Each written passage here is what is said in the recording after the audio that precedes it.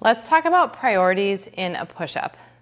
My acronym for this is PRE, or PRE. So P is for your plank form. Above all, I want to see a nice solid plank.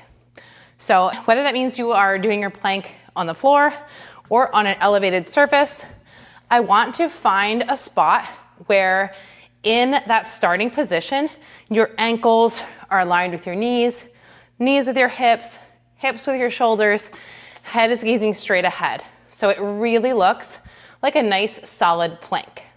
We don't want to see kind of hips sag down into the valley, and we don't want to see them hiked on a mountain. So you can use a buddy or you can use video on your phone to kind of give yourself a little spot check on this and build a little awareness in your plank form. So that's your P. Next up is R for range of motion. I want you to find a variation or an elevation where you get a really nice range of motion. So I would rather see you doing a plank on a wall or some high boxes where you are getting a nice full range of motion push-up. My chest is coming pretty close to that surface, whether that be the wall, the countertop, a coffee table. Then see you all the way on the floor and a teeny little like micro bend.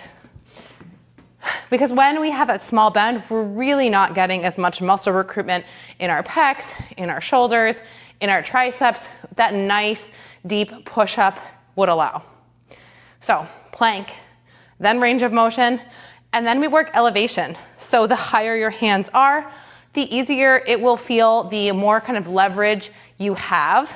So you might start up a little bit higher. Once that's feeling easier, you know, if you can do 10, 12 reps at that height, maybe you bring it down a few inches. Even if you're splitting a set where you're doing 2 or 3 at a lower elevation and then finishing it at a higher elevation, start working that in to challenge yourself.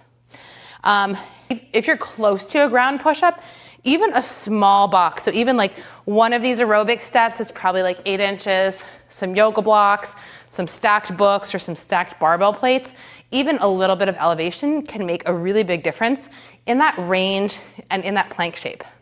So prioritize those, then work on your elevation.